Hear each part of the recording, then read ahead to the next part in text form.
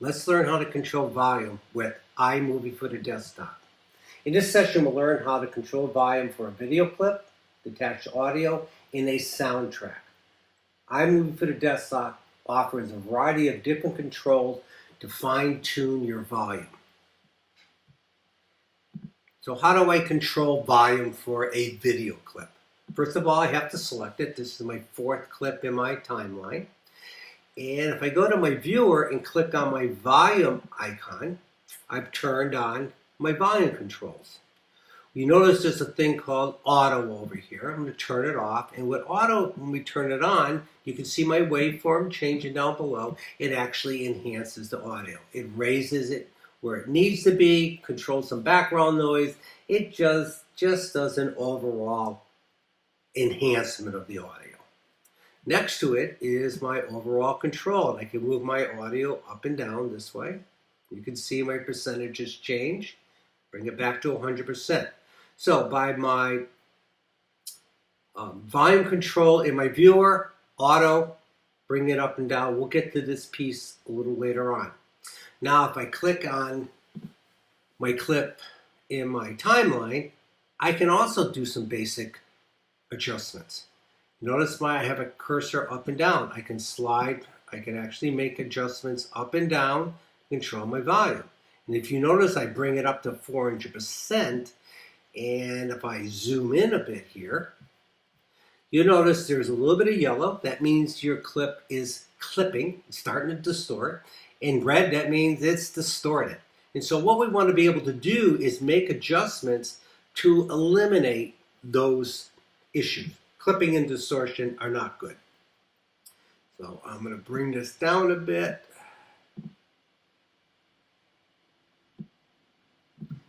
And I find it easier sometimes just to go to my slider here. So 100%. Okay. So I have 100%. So on both ends of my video clip, I have faders. Here's my fader control for my in point. And here's my fader control for my out point. So raise my volume up and down, fade in and out. But if you notice in this little area here, we have some clipping going on. I'm going to zoom in, and it's just one little peak here. The rest of the waveform looks great. So how do I control that? So I'm going to zoom back out a bit. It works better when you zoom out. And what I'm going to use is keyframes or control points. We'll call them keyframes from now on. So I'm going to move my playback head to that area. And the way I add a keyframe to my volume control is I hold down my Option button. And if I hover over, you see the little plus symbol? There's my first keyframe. Keyframe. Keyframe. Get that little plus keyframe. So I got 3 keyframes. And all I need to do is drag this little clip down in the middle here. And now I can adjust my volume just in that area. Pretty slick. So I might have a snap. I can get rid of that. Bring it down a little bit so it blends in better. So how do I do that again? Option key brings my control point. In this case, I use 3 just to bring it down in that one area. We also have some other controls. So what if I want to be able to control the volume of just this area here? It's a little high. I can use what we call the range function. Hold down my R key, and what I'm able to do is drag out a range, an area, and now I can go back again, undo, R key, select my range. Now I'm able to control my volume in that one area.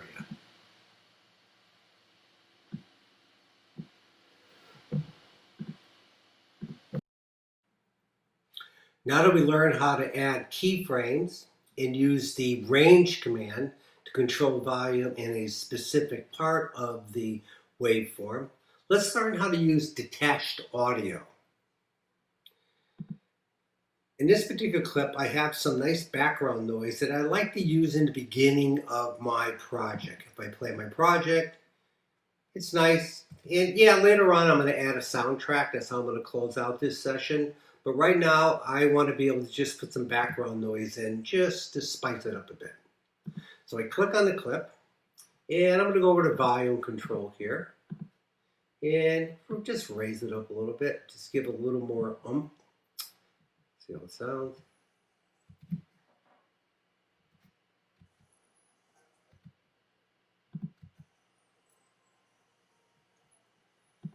Maybe a little more. Here we go. So I control my overall volume. I select the clip, I go under View, Modify, and I go down to Detached Audio. I can use Shift Command B as a keystroke. In this case, I'll just pick Detached Audio from the menu, and there's my detached audio. Now, I can move my detached audio up and down my timeline. So in this particular case, you can see it is attached. And if we zoom in, we can see the little connector here. But if I slide this over just a little bit, now it's not connected to this clip, it's connected to this one. So watch for the connectors if you're moving your video and audio along at the same time. Drag it out, slide that back. Now what I want to be able to do is use this clip, just the audio, just in the beginning part of my project. I can select the clip, go under Edit, and I can make a copy. Put my playback head to the beginning of my timeline, and paste. And voila, there is my audio. I made a copy of this. Now I can put my playback head here, paste again, works out fine. I'm going to undo this, show you another trick. If I hold down my Option key, I can drag out a copy of it. So now I have a second copy. The first one is attached to my first clip, the second one is attached to my second clip. And I just want to bring it in a little bit here, and now let's play it.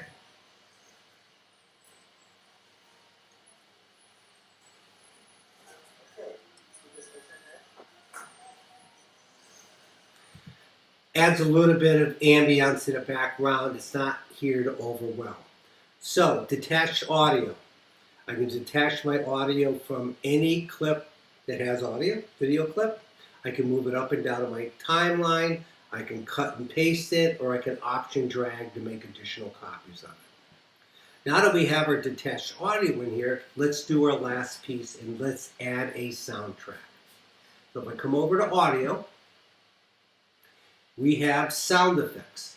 And there's jingles, there's just footsteps and cars, and there's all kinds of effects in here that you can use anywhere in your timeline. In this case here, I'm going to use Shogun for my soundtrack. I drag it down below in my timeline, and you notice that my detached audio automatically compresses. Now, if you notice, I got quite a bit of a clipping and a little bit of distortion going here. So first of all, I'm just going to select my clip. I'm going to go up to volume and just lower it. Bring it down, get rid of all those ugly yellow lines. Now, I could have done it again here if I'd like to, but I found by using my slider here, it just works a lot better than trying to move it up and down. It's a personal preference. Now that I have that done, let's come over here and play it.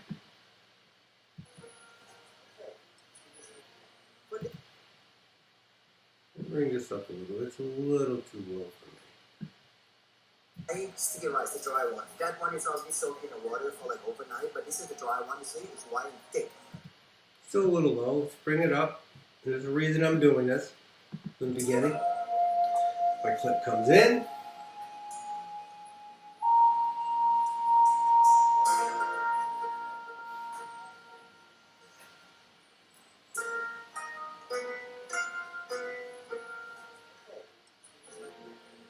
Before we start seeing the ingredients, let's start from this first to make the roasted sticky rice. This is And the music is a little loud. I kind of want to control it, bring it down a little bit. And so I could go in here and I could put keyframes in. Hold my Option key down, add a keyframe here, and add a keyframe here if I want to.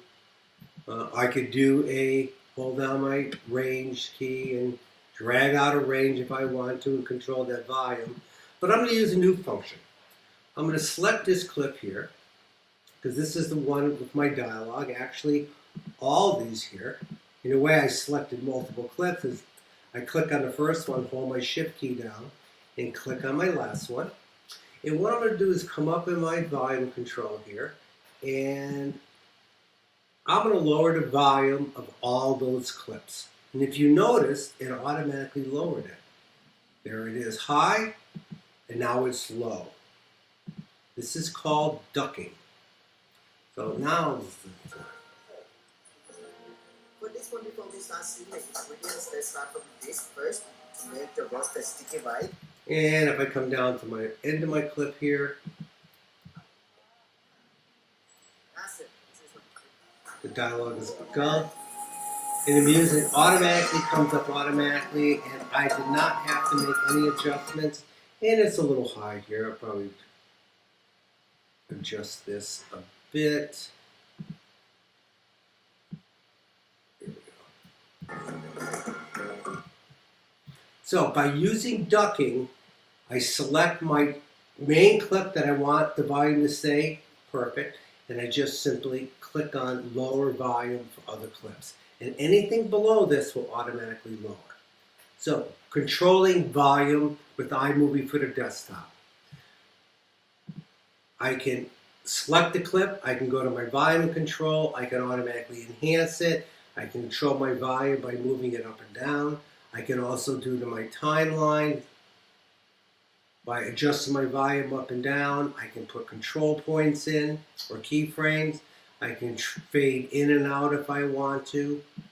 Very, very powerful features. I can also detach the audio, and I can make copies of this audio and use it in other places in my timeline. I can also use detached audio and make copies of my detached audio and use it in other places in my timeline, like in the beginning here.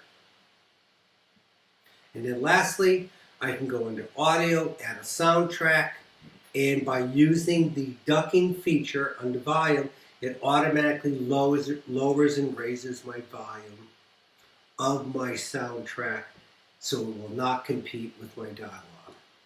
So have fun using all the different control features with iMovie for the desktop.